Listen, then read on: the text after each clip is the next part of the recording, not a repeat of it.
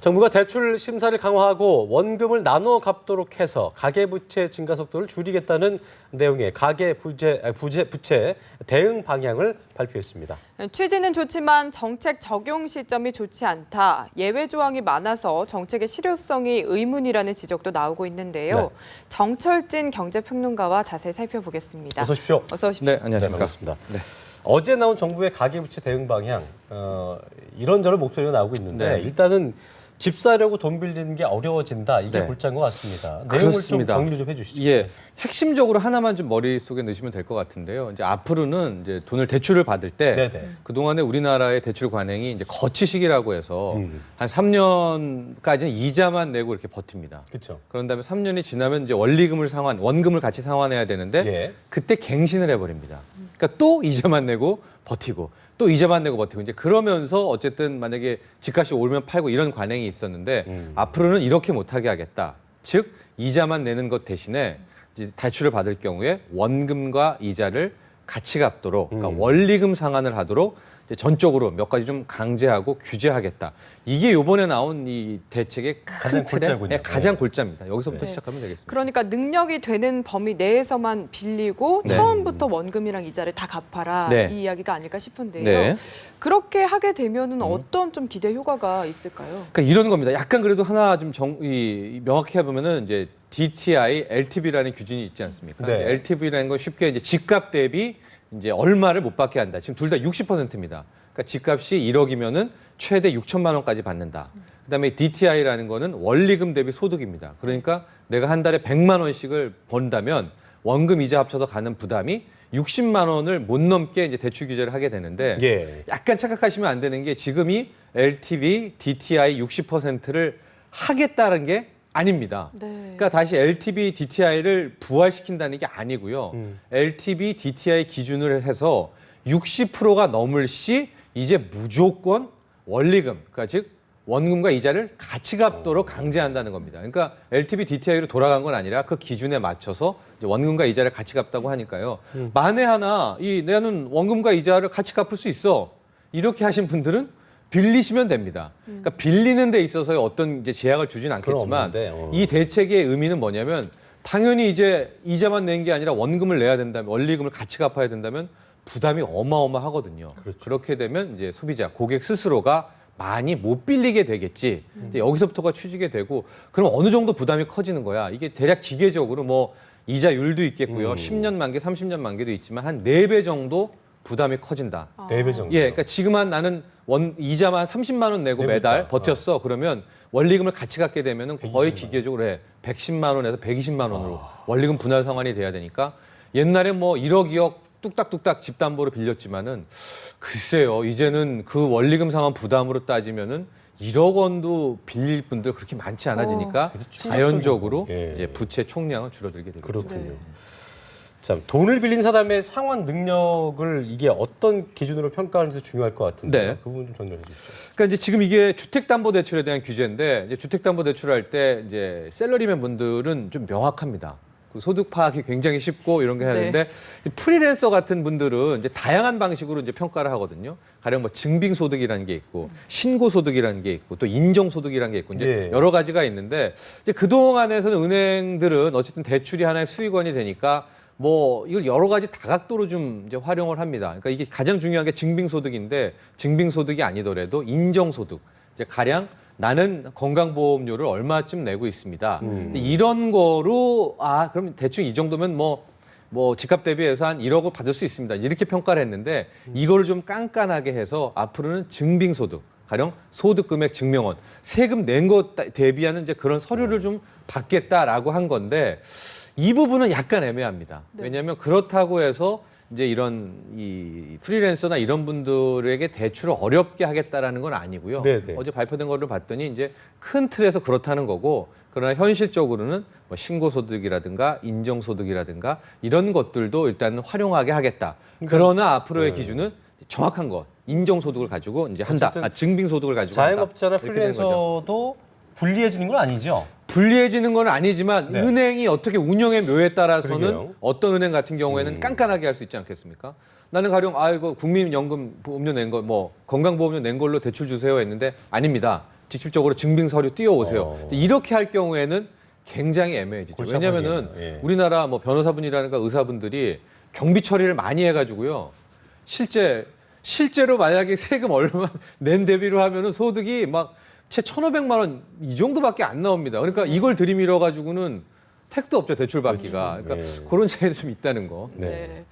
어쨌든 정부에서는 대출이 어려워지는 건 아니다 이렇게 이야기를 하고 있는데 네. 그래도 좀 서민들은 이제 은행 문턱이 높아지는 게 아니냐 하는 네. 걱정들 하고 계시거든요. 네. 대출 절벽 이야기도 나오던데요. 그렇습니다. 이제 이게 주택담보대출이고 저희가 네. 앞서 말한 것처럼 주택담보대출 중에서도 이제 DTI LTV 기준으로 해서 60% 넘게 많이 빌린 사람들에 해당하기 때문에 실은 당국에서는 이제 큰 문제는 아니다라고 얘기를 하는데 좀 이런 게 있겠죠. 이렇게 좀 주택담보대출을 세게 조이게 되면 또 다른 대출들, 가령 신용대출이라든가 또 다른 이런 대출들도 같이 연쇄적으로 좀 옥죄는 그런 분위기가 연출이 될 수가 있겠거든요. 그러니까 서민분들 같은 경우에 뭐 집이 아니더라도요. 또 다른 예. 분들도 이런 영향을 알게 모르게 받을 가능성은 분명히 있습니다. 네.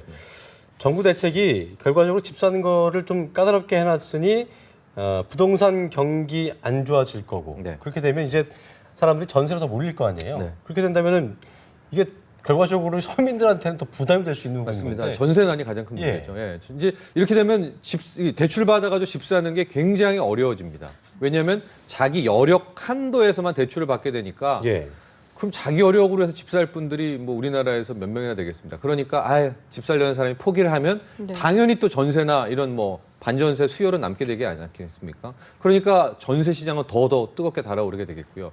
부동산 매매 시장 같은 경우에는 이제 살 사람들이 가령 옛날에 10명 정도가 샀다면은 지금은 한 이제 6명, 5명 정도로 확 줄어버리게 되니까 당연히 매매 시장도 여파가 미치게 됩니다. 주변에 그런 경우 있더라고요. 그러니까 전세도 이제 대출 받아서 샀는데 네. 워낙 전세금이 그 사이에 또 많이 올라가게 올랐죠. 되니까 네. 그렇다면 차라리 주택담보대출을 받아서 집을 사자 이런 네. 사람도 있었는데 그런 경우에는 좀 차질이 올 수도 있겠는 그렇죠. 거죠. 그런데 이제 어제 또 하나 좀 재미난 대목이라고 할까요? 금융위원회가 고민 많이 했구나라는 걸 제가 좀 읽을 수 있었던 게 네. 이제 아파트 같은 경우에 집단 대출이라고 있습니다. 네. 그러니까 즉 신규 분양을 받을 때 뭐 무슨 지구에서 가령 뭐 3년을 입주하는 신규 분양을 받을 때 아예 이 시행사에서 그냥 다 같이 그 청약한 사람들, 당첨된 사람들한테 중도금 대출들을 이렇게 딱딱딱딱딱 은행과 딜을 해서 받아주는 게 있어요. 근데 이 아파트 집단 대출은 안 건드렸더라고요. 그러니까 이거는 다 예외 조항입니다. 즉 소득 이런 거 상관없이 그냥 이것들은 집과 상관없이 이 아파트 집단 대출은 또 예외로 둬서 금융위원회에서 그러니까 당국에서도 국토부랑 이번에 다 연합해서 나온 대책 아닙니까? 네. 이것들은 좀 불씨를 꺼트리면 안 되게 했었구나. 그러니까 신규 분양에서만큼은 좀 숨통을 열어놨구나. 이런 좀 것들 하나 읽어낼 수가 있었습니다. 네, 그래도 좀 한편으로는요. 이게 오히려 가계 부채를 좀 줄여보겠다고 하는 정책인데 네. 뭐 실효성에 좀 많은 효과를 거두지 못하진 않을까 하는 우려도 있거든요. 그렇습니다. 그렇게 되고 뭐 여러 가지 좀 이제 우회 통로 아파트 집단 대출도 그렇고요. 아까 말한 이제 사업자 대출, 그러니까 이게 무슨 맥이냐면 우리가 주택을 이제 담보로 해서 돈을 이렇게 빌리지 않습니까? 이거를 사업 자금으로 쓰기 위해서 내가 이 주택담보대출을 받는다. 이분들은 예. 또 예외 조항이에요. 네. 이분들은 또 빌릴 수 있게 구멍들을 많이 줬기 때문에 방금 말씀하신 것 때문에 대로 실효성 논란이 좀 있기는 한데 그렇더라도 여기서 더 옥죄게 된다면 실은 부동산 시장이 굉장히 어려워지고요. 예. 물론 세게 주장하시는 분들은 다시 LTV, DTI를 부활시켜야 돼요. 네. 근데 여기서 LTV, DTI 부활하면은 글쎄요 부동산 그대로 죽습니다. 그 MB 정부 때 왜 못 살았냐면 워낙 깐깐하게 그때 당시에 LTV, DTI로 그냥 옴짝달짝 못했거든요. 그렇기 때문에 아마 거기까지 강한도 있게 가기에는 좀 쉽지 않아 보였습니다. 네. 그 일각에서는 이제 그 시점을 두고도 이번 네. 정책의 시점 두고도 얘기가 많이 나오더라고요. 네. 그 금리 인상을 예고하고 있습니다. 네. 미국에서. 그런 시점에서 이걸 꼭 했어야 됐느냐 네. 이런 시점 얘기를 하던데 이 부분은 어떻게 좀 보고 그러니까 계십니까? 이제 시점이 두 가지 시점이죠. 왜 지금이냐 하고 조금 이따 말씀드리겠지만 이제 시행 시기는 또 2월, 5월로 나뉘게 되는데 네네. 말씀하신 것처럼 왜 지금이냐라는 부분은 저도 약간 좀 안타깝습니다. 왜냐하면 그게 문제가 됐다면 오히려 올 여름쯤에 빨리 하던가. 그러니까 왜냐하면 지금 미국 금리 인상이 어쨌든 이번 주 내에 이뤄지는 거 아닙니까? 그래서 뭐 세계 금융시장이 어떻게 될지 모르는 이런 뭐 블랙스완의 우려가 있는 바로 이때 가계부채 대책까지도 우리 한국에서 나와버리니까 얼마나 좀 마음이 싱숭생숭합니까? 그러니까요. 그러니까 좀 선제적인 대책을 하던가 아니면은 그 미국 금리 인상하는 거 충격 다 보고 한 내년 3월경에 좀 뒤늦게 좀 우리가 좀 상황 보고 나서 하든가 해야 되는데 굳이 이거를 같이 해가지고 지금 한 마침에 이유는 뭘까요? 글쎄요, 이제 뭐 마지막이라고 좀 느꼈겠죠. 이렇게 1200조 지금 가계부채가 위험하다 하다가 금리 인상이니까 그냥 뭐 정부도 이때가 마지노선이라고 했었겠지만은 그러나 좀 먼저 하던가 아니면은 아예 뒤에 하던가라고 좀 이 교집합의 시기를 피했었으면 하는 그런 시기 문제가 있고 이제 두 번째 시기 문제는 이제 지금 많이 나오는 게 이번에 이 대출 규제가 언제 시행되느냐. 서울하고 수도권은 2월. 내년 2월이고요. 예. 지방은 좀 5월입니다. 그러니까 이걸 왜 나눴냐라는 이제 얘기들이 많이 나오는데 총선이 또 4월에 있지 않습니까? 근데 지금 서울 수도권하고 지방 어디가 더 과열됐나 보면 지방이거든요. 그러니까 지방을 더 먼저 했었어야 되지 않나. 근데 왜 지방은 4월 이후인 5월이었냐. 그러니까 여기도 또 하나의 뭐 총선에 대한 그런 의혹의 눈초리들이 있는 것도 같습니다. 예. 그런데 이렇게 대책을 내놓을 만큼 가계부채가 정말 심각하다 이야기를 하고 있긴 한데 네. 어느 정도로 심각한 건가요?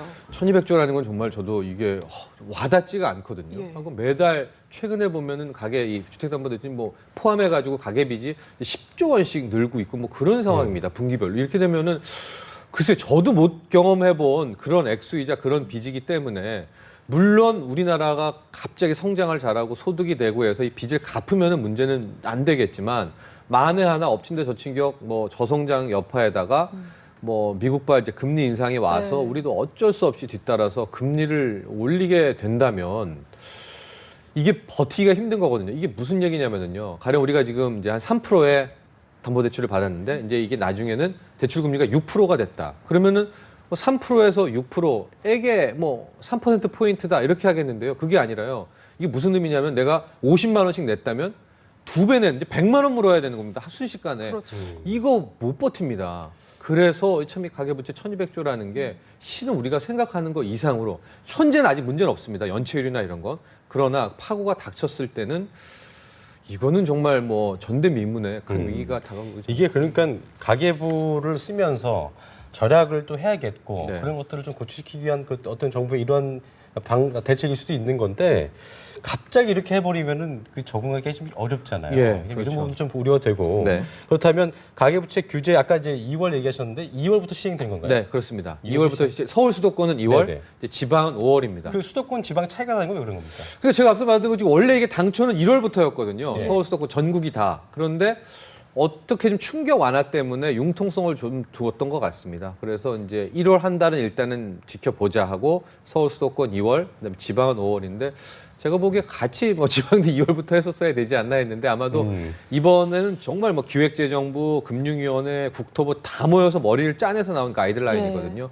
뭐 여러 가지들 고려했을 거라 보여집니다. 예. 네, 어쨌든 이번에 이제 대책은 나왔고요. 네. 이제 시행이 될 텐데 어쨌든 개인적으로는 대출 계획하고 있는 분들이 분명히 계실 거거든요. 네. 전문가로서 좀 조언을 해주신다면 어떤 게 있을까요? 일단 계획이 진짜로 뭐 빚을 권하는 건 아니지만 있으신 분들은 이제 연말에 받아셔야 되겠죠. 왜냐면 이제 점점 더 기준이 깐깐해지니까. 근데 받을 때라도 이제 고정금리로 저는 좀 이제 받았으면 좋겠다. 왜냐면은 이제는 거치식이 거의 사라지게 되니까 그 받으라는 얘기가 아닙니다만 예. 계획이 있으신 분들은 어쨌든 이 규제가 시행되기 전에 이제 받아 놓는 게 좋을 것 같고 앞으로 이제 규제가 시행되게 되면은요. 그렇게 쉽지 않을 것 같습니다. 이제 원리금 분할 상환이기 때문에 예. 그래서 앞으로 나 집 한 채 있으니까 그 집에서 뭐 대출 써야 되겠지 이런 생각은 이제 좀 안 하시고 좀 마음을 약간 독하게 먹을 그럴 필요는 있을 것 같습니다. 네. 예. 네, 오늘 예. 네, 오늘 말씀 잘 들었습니다. 지금까지 정철진 경제평론가와 함께했습니다. 고맙습니다. 고맙습니다. 감사합니다.